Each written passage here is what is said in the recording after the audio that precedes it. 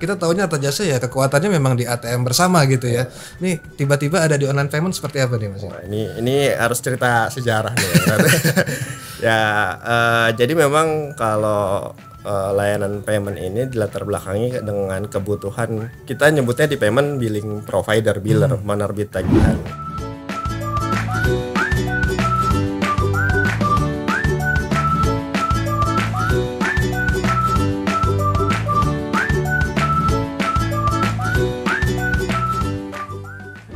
Halo Bifriends, kembali lagi dengan kita di Kupas Bersama episode ke-8. Sebelumnya kita sudah menjelaskan tentang layanan Arta Jasa, ATM bersama, QRIS, dan bersama kirim uang. Kali ini kita akan membahas tentang bersama payment. Nah, untuk bersama payment sendiri saya sudah membawa ahlinya nih, ada Mas Yurdian Jumhari. Mas Yurdian ini adalah Departemen Head of Switching Business 2 di Arta Jasa. Apa kabar Mas Yurdian? Alhamdulillah sehat. Oke. Nah, mungkin kita langsung aja ke temanya nih ya, bersama payment sendiri nih. Bersama payment ini apa sih Mas Yur? Kan payment kayaknya luas banget nih ya pengertiannya. Mungkin yang Mas Yurdian bisa jelaskan sedikit mungkin terkait bersama langsung to the point ya. Udah gitu pertanyaannya susah. Oke, jadi bersama payment itu kalau ngomong kata payment memang kalau terminologi umumnya payment itu luas. Cuma di Arta Jasa memang payment ini kita khususkan untuk layanan. Dulu kita kenalnya dengan istilah bill payment, billing payment gitu ya, orang-orang mengenalnya, atau layanan online payment.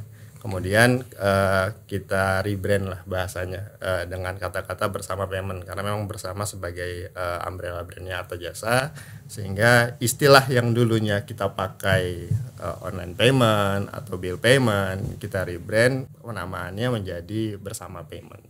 Kira-kira seperti itu, Mas Rizky. Jadi bersama payment itu apa nih Mas Yur sebenarnya? Oke, jadi bersama payment itu memang secara umum mostly untuk pembayaran tagihan ya. Jadi mulai dari pembayaran tagihan industri telekomunikasi, ada industri multifinance, asuransi, pendidikan dan lain sebagainya. Tapi selain pembayaran tagihan mencakup juga seperti pemberian token, pembelian pulsa, paket data, itu masih dalam ruang lingkup bersama payment. Terakhir ini juga top up uang elektronik masuk ke dalam ruang lingkup bersama payment. Iya, oke, berarti banyak nih ya sebenarnya online payment nih ya, segala sesuatu yang bisa kita beli sebenarnya ya, kayak pulsa, listrik, mungkin nanti ada top up sekarang ya uang elektronik. Top up itu lagi nge-hits banget tuh. Oke, nah jadi layanan paymentnya Arta Jasa ini boleh diceritakan nggak nih Mas? Sebenarnya historicalnya ini seperti apa nih? Kan kita taunya Arta Jasa ya kekuatannya memang di ATM bersama gitu ya. Nih tiba-tiba ada di online payment seperti apa nih Mas? Ini harus cerita sejarah nih. Ya, jadi memang kalau layanan payment ini dilatar belakangi dengan kebutuhan, kita nyebutnya di payment billing provider, biller, penerbit tagihan. Misalnya saya ambil contoh nggak apa-apa ya. Misalnya PLN lah. Dulu mungkin orang bayar tagihan listrik, kan dulu nggak ada istilah token gitu ya. Betul. Orang harus bayar tagihan, meterannya berapa, kemudian dibayar gitu ya. Dulu orang-orang masih bayarnya mungkin PLN harus buka-buka cabang tuh di setiap daerah, atau di setiap cabang-cabang itu dia harus buka loket gitu lah ya untuk kita datengin. Nah, itu kan buat si biller tadi menanggung kos yang cukup tinggi gitu, harus buka loket di setiap daerah untuk melayani nasabahnya atau melayani customernya. Nah, dari situlah terbuka kenapa nggak bekerja sama saja dengan titik-titik pembayaran yang sudah ada. Pada awalnya pada saat itu adalah bank, perbankan gitu ya. Makanya mulai dulu dibuka loket khusus di bank tertentu gitu. Kemudian bertransformasi lagi, nggak usah perlu harus dulu kan mungkin orang bayar masih pakai cash gitu ya, datang ke loket. Betul. Kemudian kan seiring dengan perkembangan teknologi ada ATM, ada edisi, ada mobile banking, orang-orang jadi bisa bayar melalui situ. Jadi dilatar belakangi dengan kebutuhan biller melayani customernya, kemudian dicarilah titik-titik pembayaran yang kita sebutnya nanti namanya collecting agent, titik-titik pembayaran di mana itu bisa dari perbankan, bisa dari, sekarang udah berjamur nih, ada modern retail, ada e-commerce yang bisa jadi titik pembayaran. Modern retail ini contohnya apa nih, Mas Yur? Kalau boleh tahu. Modern retail contohnya kayak Indomart, Alfamart, PT Pos. Oke, itu berarti itu yang sudah transaksi-transaksi yang masih cash ya harusnya ya. masih cash. Tapi kayaknya ada aplikasi juga ya mereka ya, udah mulai sekarang ke arah sana ya. Sudah mulai banyak aplikasi-aplikasi. Jadi selain nerima cash, mereka bisa juga nerima melalui e-money juga.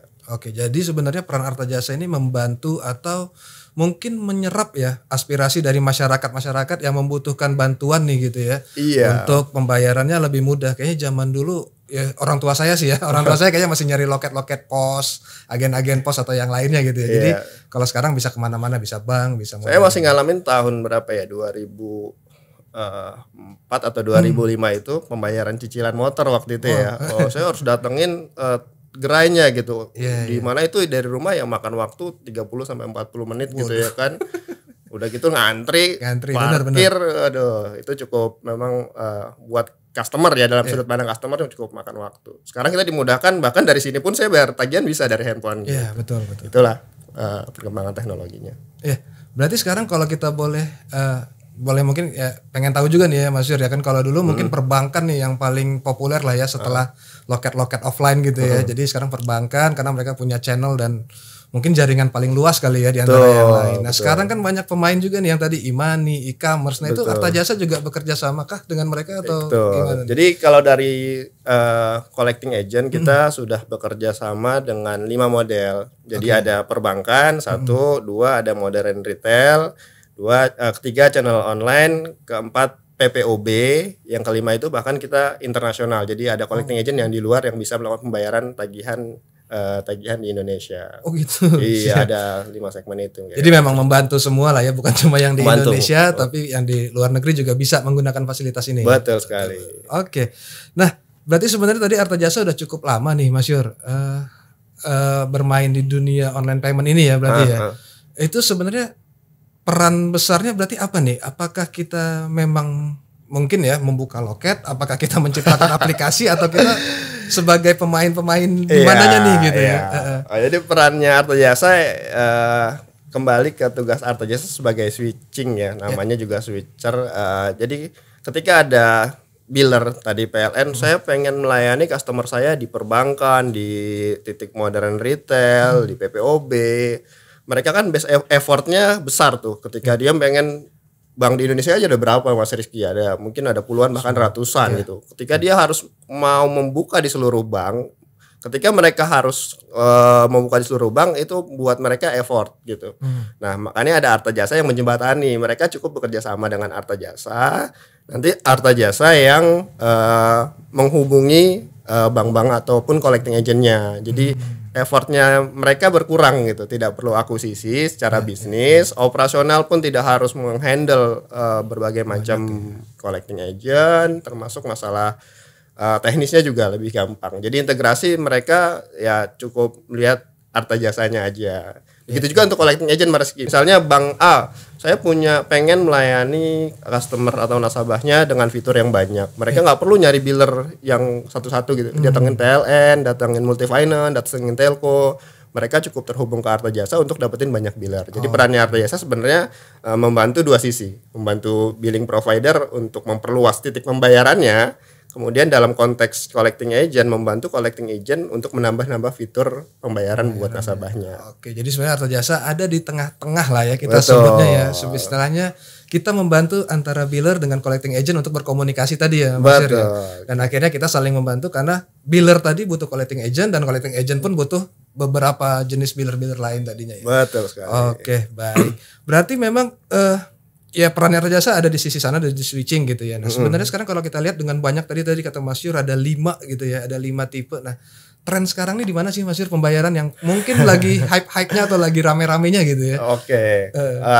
Memang belakangan yang sedang trennya naik adalah channel-channel modern. Seperti di e-commerce, di channel online lah. Channel online itu terdiri dari ada e-commerce, ada e-money, jadi aplikasi-aplikasi seperti Gojek, OVO, Link Aja dan lain sebagainya itu lagi mulai tumbuh Mas Rizky.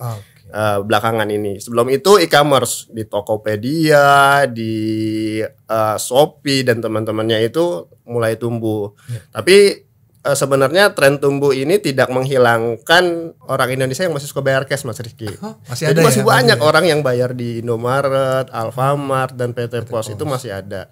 Gitu. Di perbankan juga masih ada, tapi pertumbuhannya memang kita lihat ya flat lah. Ya, mungkin karena memang kebutuhan billernya juga ya Mas Yur ya. Dia biller mungkin memang ada yang fokus ke daerah-daerah yang mungkin belum familiar lah gitu ya. Betul banget. Kantor cabang atau ATM dan segala. Tergantung segmen billernya. Jadi kita lihat sebaran, misalnya ada satu biller multifinance memang sebarannya cukup luas, yang bisa dijangkaunya sama misalnya PT Pos doang misalnya. Karena memang sebaran antara Indomart Alfamart contohnya gitu ya, tidak sama antara sebaran Indomart Alfamart dengan sebaran PT Pos. Begitu juga perbankan, ada perbankan yang fokusnya mungkin di kota-kota besar saja, ada yang sampai di pelosok-pelosok gitu. Makanya satu biller itu biasanya membutuhkan berbagai macam collecting agent untuk menyasar segala segmen yang ada di biller itu tersebut gitu. Berarti memang tadi ya, berarti bagi fokus atau yang ramenya nih ya, yang hype-nya lah gitu ya, lagi di arah online gitu ya Mas Yurgen ya. Nah, ini kan sebenarnya berbeda nih Mas Yur, kalau yang saya tangkap gitu ya, maksudnya dengan perbankan, terus nanti ada yang kayak PT Pos atau yang tadi yang cash basis gitu ya, terus nanti ada yang online lagi. Ini kan berbeda-beda nih caranya nih, dan mungkin kebiasaan atau mungkin ya kalau bisa bahas teknis ya mungkin bahasa teknisnya juga pasti beda-beda gitu kan. Nah, Arta Jasa gimana nih menyikapinya nih? Apakah kita memang ya udah ikutin aja nih aspek teknisnya Arta Jasa, kita nggak ngelihat yang lain atau gimana nih Mas? Ya. Kalau ngomongin strategi ya, strategi Arta Jasa secara umum, kalau secara teknis itu kita memang menyiapkan spek teknis yang general untuk seluruh payment gitu ya. Jadi istilahnya ada single spec lah. Jadi single spec ini tujuan umumnya adalah ketika satu collecting agent butuh banyak biller di Arta Jasa, ketika dia mau nambah biller lainnya, kita permudah effortnya. Dengan cara apa? Dengan cara yaitu speknya kita kasih yang single. Misalnya collecting agent A, dia ambil satu biller nih. Kemudian dia mau nambah biller kedua. Nah, ketika dia mau nambah biller kedua, minimal sekali effortnya di sisi collecting agent. Kita siapkan yang single spec. Jadi itu kira-kira Mas Rizky. Oke, berarti kita menyesuaikan juga sebenarnya dengan perubahan tadi ya, perubahan-perubahan yang ada terjadi di dunia pembayaran lah gitu ya. Dulu awal mulanya kita familiarnya sama ISO kan. Ya, betul, sampai sekarang pun sebenarnya masih ada ISO. Cuma kita ngikuti perkembangan zaman, ISO mulai kesini memang mulai sedikit tidak terlalu diminati lah. Apalagi dengan channel-channel baru seperti online itu e-money itu mungkin udah pakai format yang lebih simpel lah dalam tanda artian. Itu memang Arta Jasa sudah mempersiapkan itu juga lah ya. Kita siapkan ke arah sana. Mempermudah tadi collecting agent juga. Betul. Membantu dan ya jadinya biller-biller yang mungkin udah agak-agak ya dari zaman dulu kali ya yang udah cukup besar namanya gitu. Jadi mereka juga bisa buka di tempat-tempat yang lagi populer saat ini gitu. Betul. Oke, Be-Friends, jadi kita sudah mendapat gambaran tentang online payment dan khususnya bersama payment Arta Jasa sudah disampaikan dan dijelaskan oleh Mas Yurdian. Nah, untuk pembahasan selanjutnya kita akan lanjut dalam part kedua setelah ini.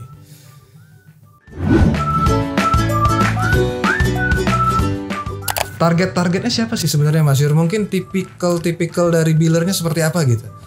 Tipikal billernya banyak. Misalnya contohnya ada karakteristiknya pendidikan gitu ya kan, sekolahan, terus ada les-lesan, kemudian ada IBL.